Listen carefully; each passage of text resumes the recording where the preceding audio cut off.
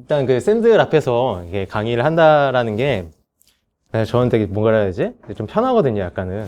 그러니까 강연을 아시는 분들 알겠지만 이제 많이 좀 다니다 보니까 뭐 어떤 강연들을 가면은 이렇게 저 대상들에 따라서 사실은 어디서부터 얘기를 해야 되나 막막할 때가 되게 많은데 쌤들께서는 제가 그냥 대충 이렇게 운만 띄워드려도 대부분 다 이렇게 척하고 알아들여 주시니까 그런 것도 좋고, 그리고 이제 그런 데들도 있어요. 막 강연을 하다 보면은 뭐 내가 좀 약간 고독하다, 그러니까 외롭다, 혼자서 뭔가 좀 앞에서 내가 고군분투하는 그런 느낌이 들 때도 분명히 있는데, 쌤들은 기본적으로 다들 약간 좀 위아더 월드잖아요. 우리는 다들 막 다 평소에도 교단에 항상 서시는 분들이니까 확실히 좀 눈빛만 봐도 좀 따스한 느낌이 있습니다. 그래서 위로를 받는 느낌에서 사실은 그 원우쌤께서 제가 그 단톡방에 제가 지금 강퇴가 되어 있어요.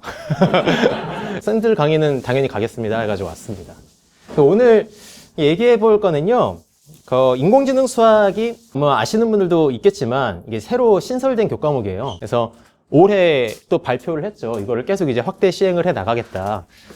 제가 근데 또 마침 그 대학에서 강의하고 있는 내용들이 이제 그 인공지능, 이제 머신러닝, 딥러닝 관련된 내용들 마침 또 하고 있어서 관련해서 저한테 뭐 질문을 주시거나 하면 제가 어느 정도 답변을 좀 드릴 수 있고, 그래서 오늘 짧은 시간이나마 이 새로 신설된 교과목, 이 인공지능 수학에 어떤 내용들이 있는지 한번 제가 전반적으로 싹 한번 훑어드리면 좀 유익하지 않을까 싶어서 주제를 선정을 했습니다.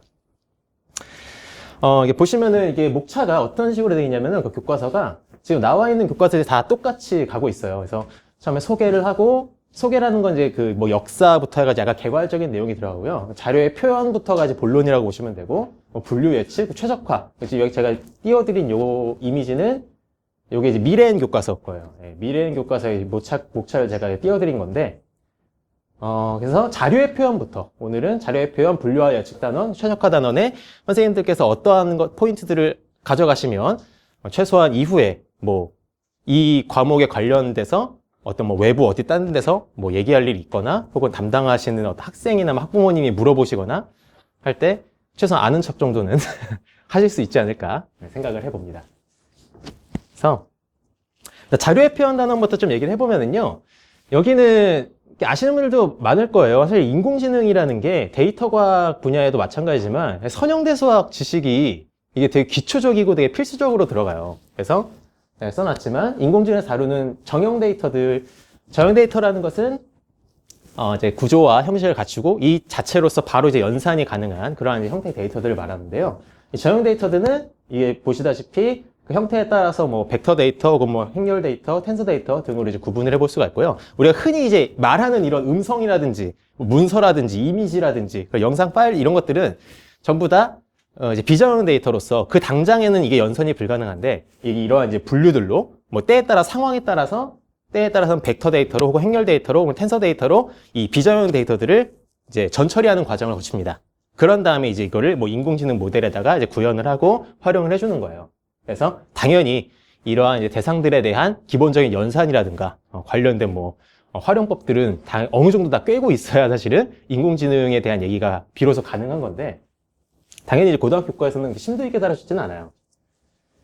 예를 들어서 이제 문서, 우리가 흔히 말하는 문서를 뭐 벡터 혹은 행렬화한다라는 건 뭐냐, 같이 예시를 좀 보면은요, 문서 1 이런 게 있습니다. 나는 고기와 야채를 좋아합니다라는 문서가 있어요. 혹시 뒤에 잘 보이시나요? 네. 감사합니다. 예, 다행이네요. 그럼 뭐 나는 야채를 싫어합니다라는 문서가 또 있어요. 그리고 나는 고기를 좋아합니다. 나는 야채를 싫어합니다라는 문서가 있다라고 했을 때, 이제 이거를 벡터로 만든다라는 것은 기본적으로 이 문서들의 특징량이라는 걸 추출을 해줘요. 그러니까 이 문서들의 그 특성을 수치화할 수 있는 그러한 이제 범주들을 짜주는 건데, 예를 들어서 나는 고기, 야채 좋아합니다, 싫어합니다 이런 식으로 특징량을 추출했다라고 치면은 이제 문서 1은 나는이라는 성분이 있잖아요. 그러면 1 체크해주고, 고기라는 성분이 있으니까 1 체크해주고, 야채 있으니까 1 체크해주고, 좋아합니다 1 해주고, 근데 싫어하는 데 없으니까 0 이런 식으로 해주는 거예요. 이제 문서 2 같은 경우는 나는 있으니까 1, 야채 1, 싫어합니다 1, 나머지는 0, 0 이렇게 체크가 되는 거죠. 문서 3 같은 경우는 나는이 지금 2개가 들어갔으니까 얘는 2라고 체크를 한 거고요.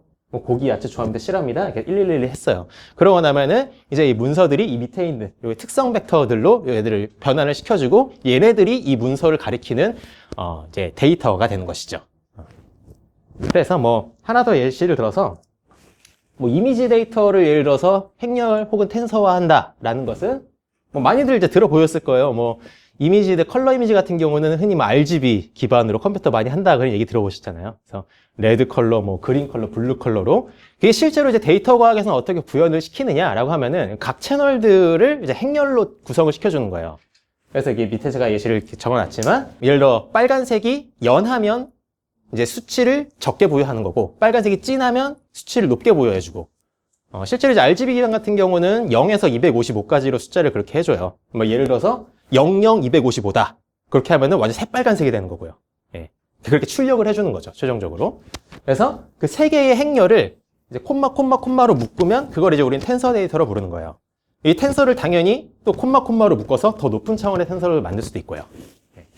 그렇게 해서 이제는 텐서를 만드는 거. 이런 내용까지가, 예, 2단원 끝이에요.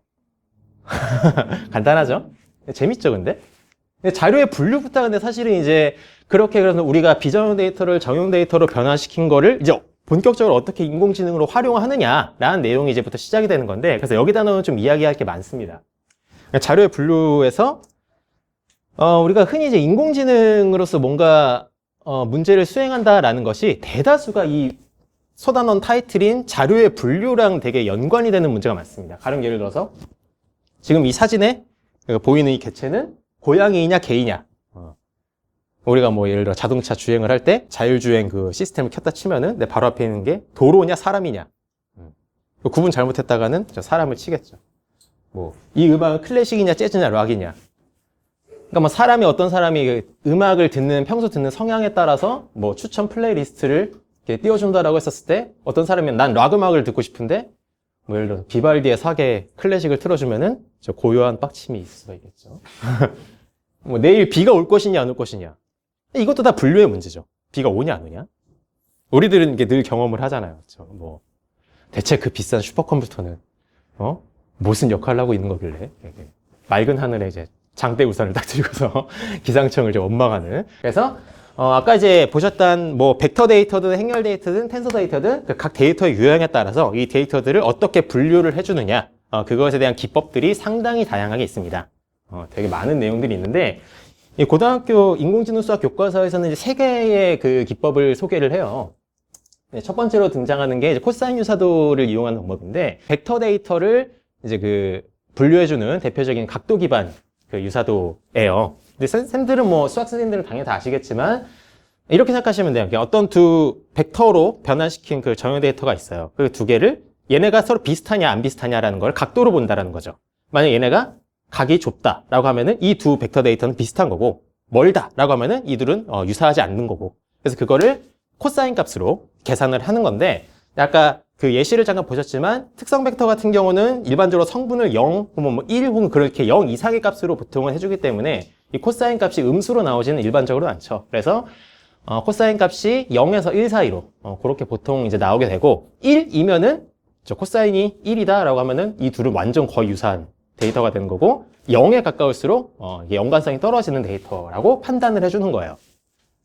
뭐 예를 들어서 아까 이제 했었던 그 문서 그 특성 벡터로 얘기를 하자면은 문서 1벡터랑 실제로 문서 2벡터 이 둘의 이제 코사인 값을 구해보면은 산식 다들 아시잖아요, 그렇죠? 이런 게 너무 좋아요. 선생님들은 딴 데 가면은 이렇게 못 하거든요. 네, 분모의 얘 크기 해주면은 이제 루트 4, 얘 루트 3. 이 둘 내적한 거 분자 올려주면은 2잖아요. 그러면 이제 루트 4 곱하기 루트 3 분자 2 해주면 값이 대충 이제 0.5774 이렇게 나와요. 그래서 뭐 1이랑 3 같은 경우 대충 0.8839 이렇게 나오니까 얘 같은 경우 되게 높게 나온 거죠. 이제 결론은 어떻게 도출을 한다? 이제 코사인 지금 값이 가장 높은 게 문서 1이랑 문서 3이니까 문서 1과 문서 3이 가장 유사도가 높고 문서 1과 문서 2가 가장 동떨어져 있다. 이렇게 판단을 해주겠다라는 것인데 실제로 한번 봐볼까요? 여기 보면은 문서 1은 나는 고기 야채를 좋아합니다요. 문서 2는 일단 고기 얘기가 안 들어갔죠. 그렇죠? 야채 얘기를 하긴 했는데 얘는 좋아합니다인데 얘는 싫어합니다요. 딱 봐도 문서 1과 2는 뭔가 좀 이질적이죠. 그렇죠? 문서 1과 3을 보면은 나는 고기 얘기도 들어갔는데 좋아하기도 해요. 야채도 들어갔어요. 비록 싫어합니다. 조금 갈리긴 했지만. 그럼 딱 직관적으로 보셔도 문서 1과 문서 3이 되게 유사도가 높고 얘네들은 좀 떨어지는구나. 그거예요. 되게 그 결과가 예쁘게 잘 나오죠. 또 하나 소개되는 고등학교 인공지능 수학에서 나오는 것은 유클리디안 유사도로서 또 판별하는 방법을 소개를 해요.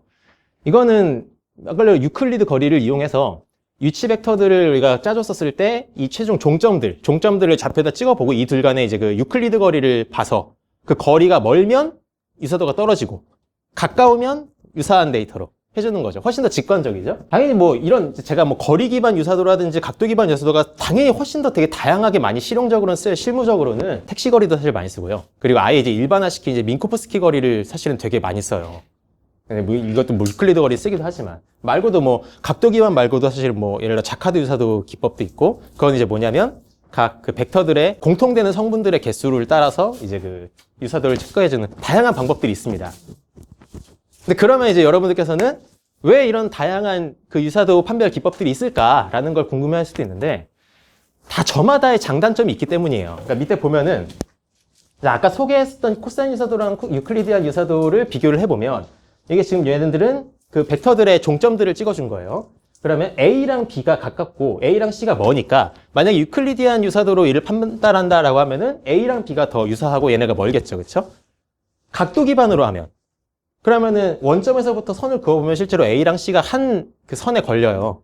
그러니까 각도 기반으로 했었을 때는 A랑 C가 훨씬 더 유사한 데이터가 되는 거예요. B가 떨어진 거고. 그러니까 이런 식으로 상황에 따라서 어떠한 기법을 써주냐에 따라 사실은 결과가 완전 천차만별이 되는 거죠. 그러면은 실제로 뭐 예시를 하나 들어서 문서 1은 벡터 행렬이라는 단어가 딱딱 이렇게 딱 두 단어로 이루어진 그러한 문서고요. 문서 2는 벡터 행렬이라는 단어가 100번씩 반복돼서 총 200단어로 이렇게 늘어져 있는 문서라고 해봐요.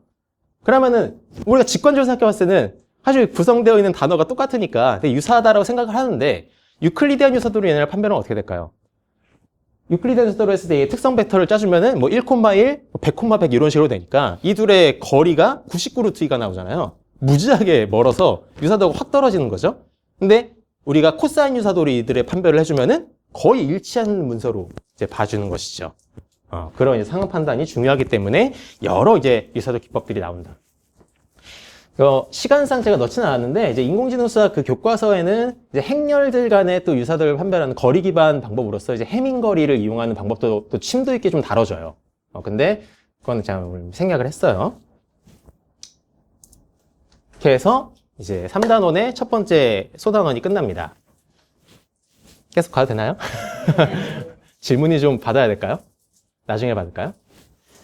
그러니까 이제 그 3단원의 이제 두 번째 소단원은 이제 경향성과 예측 단원인데 되게 중요한 사실은 그 주제죠. 이제 예측이라고 하면은 다들 이게 상식적으로 당연히 아시겠지만 뭐 예측이라는 건 당연히 확률적입니다. 그렇죠? 그럼 딱 생각해봐도 확률 내용이 많이 들어가 있구나. 그렇죠? 실제로 확률론 내용이 저도 이제 그 20대 때 가장 많이 공부를 했었던 게 확률론이긴 하지만 정말 심도 있게 많이 들어가요. 인공지능 구현을 할 때. 그런데 아이러니하게도 고등학교 인공지능 수학에서는 그 확률에 대한 얘기가 거의 뭐 분량이 없다시피 해요. 그래서 아예 그냥 빼버렸어요. 오늘 내용에서는. 새로운 게 전혀 없어요.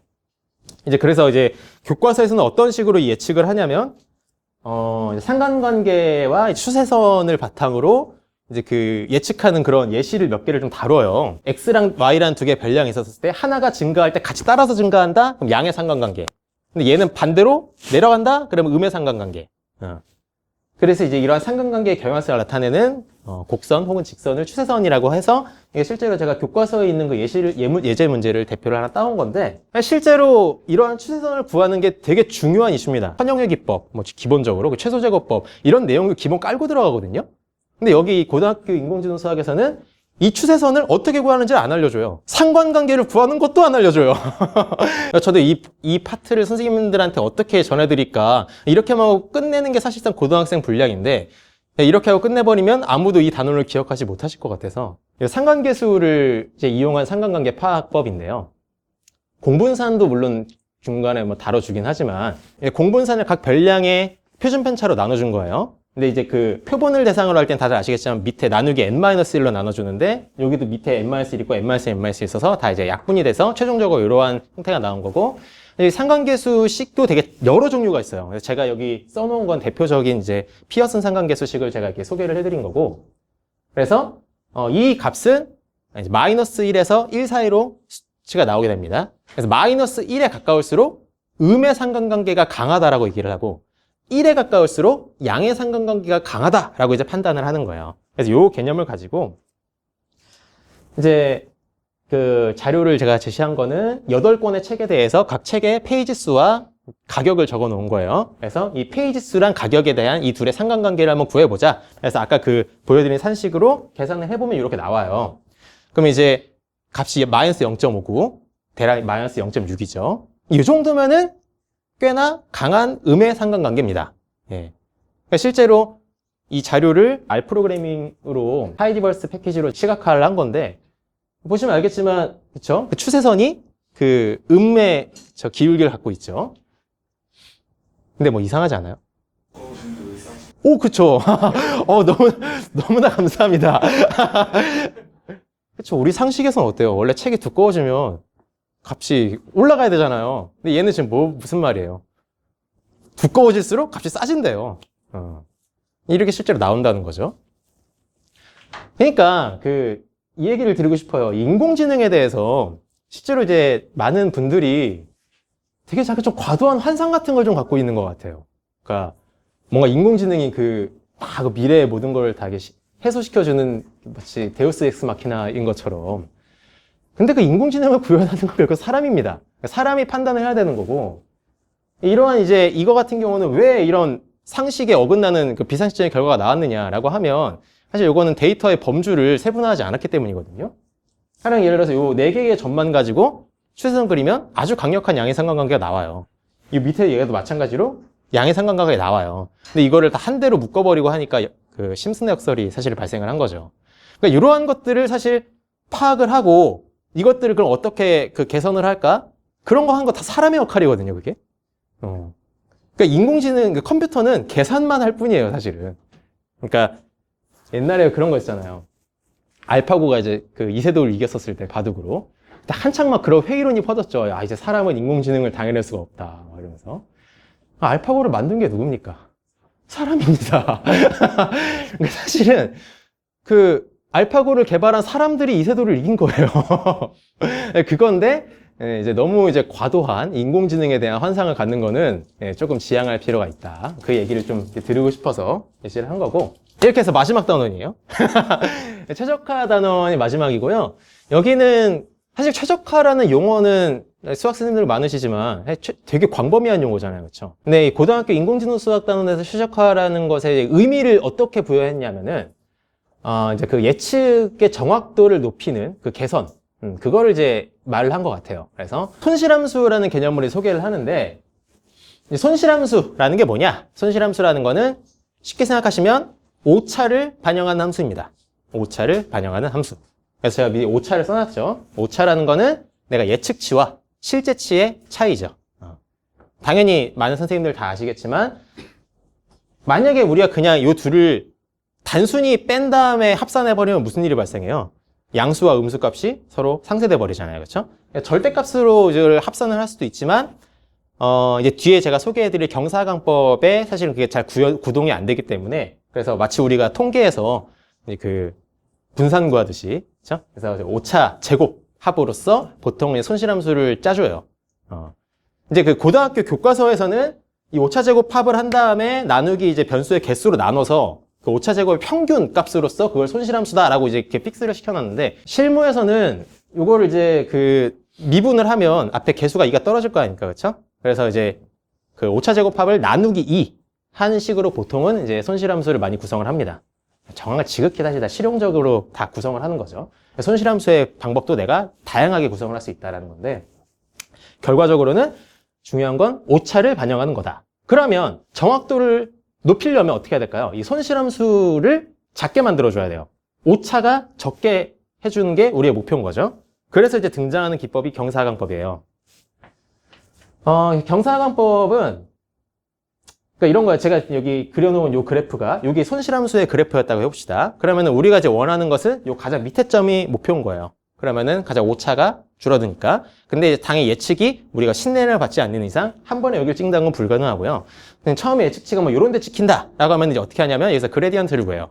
그러니까 여기서는 이제 기울긴 거죠. 그쵸? 미분에서 미분계수, 얘 같은 경우는 미분계수를 구해보면 양의 기울기가 나왔잖아요. 그쵸? 양수가 나왔으면 음의 방향으로 점을 조정해 줍니다. 네. 또 여기서 계산을 해보면 여기도 지금 미분계수가 미분계수가 지금 양수잖아요. 그런데 음의 방향으로 조정을 해주고요. 이런 식으로 해서 어떻게 한다? 점점 여기를 추적을 해나간다. 만약 이런 점이 찍히면은 미분해봤었을 때 얘는 음수니까 양의 방향으로 거꾸로 이렇게 가주는 거죠. 그러니까 한 번 한 번에 얼만큼 이동을 해줄 거냐라는 것도 사실 되게 중요한 이슈예요. 그래서 한 번 한 번 그 이동폭을 조정하는 그 계수가 이제 학습률이라고 부르는 러닝 레이트입니다. 다 나오는 내용이에요, 고등학교 교과서에. 그런데 이건 당연히 여러 이제 이슈들을 담고 있는데 제가 적어놨지만 기본적으로 이제 오버슈팅을 방지하는 역할도 있어요. 오버슈팅이라는 건 뭐냐면 얘가 아예 그냥 내 목표점을 건너뛰어버리는 이런 현상. 그걸 이제 방지하기 위한 거고요. 그리고 이제 극소값. 이게 교과서에서는 이걸 지역급소값 문제라고 하는데 이제 로컬 미니마 문제가 있습니다. 이렇게 손실함수가 이런 식으로 울퉁불퉁 지어졌을 때 내가 원하는 목표는 여기인데 이런 데서 시작해가지고 이런 데서 그치는 수렴하는 일이 발생하지 않도록 이제 그런 역할들을 하기 위해서 어떻게 한다? 이 학습률이라는 거를 적절하게 설정해 주는 것도 중요한 이슈다라는 거죠. 추가적으로 이 학습률을 뭐 기본적으로 너무 작게 잡아주면은 얘가 여기까지 가는데 너무 오래 걸리잖아요. 그렇죠? 너무 오래 걸리겠죠. 그럼 이제 연산량이 많다라는 얘기인데 컴퓨터가 휙 돌아가다가 이제 블루 스크린이 딱 뜨면서 못하겠다 휴번 되는 거예요. 그러면 이제 우리는 또 이제 크게 잡아줘, 너무 또 크게 잡아줘 버리면은 얘가 한없이 가가지고 이제 발산해 버려요. 그러니까 적절하게 그 폭을 잡아주는 것도 중요하다.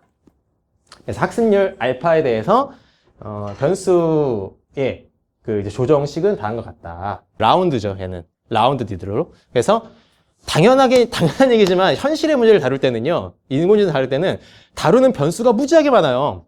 그러니까 그것들을 일일이 다 전미분한다는 건 말이 안 되고, 그러니까 하나하나의 포인트에 대해서 편미분을 들어갑니다. 편미분을 하고 그 미분계수에 대해서 학습률을 곱해주고 방향은 음의 방향으로 곧 조정을 해주면 새로운 이제 그 변수를 얻어내고 이거를 여러 번 수행을 해서 목표점을 찾는 것이죠. 이런 의문을 들지 않을까요? 근데 그냥 손실함수 알면 도함수 구한 다음에 그쵸? 한 번에 그냥 최소점 찾으면 되는 거 아닙니까? 라고 물어볼 수가 있을 것 같은데 이제 모든 개인들이 기상청에 있는 그 슈퍼컴퓨터를 모두가 다 소유하고 있으면 가능할지도 모르겠는데 우리들 그 인공지능을 하시는 그 개발자분들이 다 슈퍼컴퓨터를 들고 다니지 않아요. 그 연산 처리량의 문제인 거고. 그래서 현실적 문제 상황에서 다루는 변수가 너무나 많기 때문에 설령 손실함수를 안다 하더라도 그것을 전미분한다라는 것은 연산 처리량이 감당이 안 돼요. 그래서 이제 아까 그 경사화법 같은 그런 시행착오 방식이 있는 거예요. 왜냐하면 각각의 그 하나의 노드 엣지들에 대해서 편미분을 하는 것은 그거는 쉽거든요. 하나의 변수에 대해서 미분하는 건. 그건 연산 처리량이 적기 때문에 이러한 경사화강법이 의의를 갖는 거고요. 당연히 이제 변수가 되게 많기 때문에 미분을 거치지 않는 방식도 사실 있어요. 미분을 거치지 않는 것은 아예 그냥 무차별 대입을 하는 거죠. 그러니까 말 그대로 시행착오로 찾아내는 방식도 있지만 그것도 사실상 거의 불가능에 가까워지기 때문에 왜냐면 이건 교과서에서 나오지 않는 얘기니까. 이 경사강법이 사실 되게 쓰이는 그 모델이 뭐냐면 주로 많이 쓰이는 거는 이제 머신러닝에서 이제 그 인공신경망이라고 부르는 모델이에요. 근데 그 인공신경망이라는 게 이제 노드가 기본적으로 몇백 개가 있기 때문에 그래서 이 각 그 변수들의 그 복잡도가 무지하게 높게 나오는 거거든요. 근데 이 교과서에서는 인공신경망에 대한 내용을 전혀 거론을 하지 않아서 제가 찾아봤는데 뭐 한두 줄 어떻게 나왔을 수도 있겠지만 제가 못 봤어요. 그래서 경사강법 얘기를 다루고 이거에 대한 문제도 많이 나오긴 하지만 뭔가 그 의의가 붕 뜨는 그런 느낌이 좀 들죠. 그래서 하여튼간 이러한 의의를 갖습니다. 하면 끝입니다.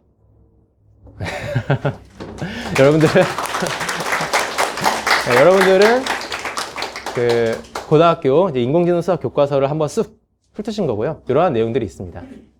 혹시 질문 있으신 분 있으면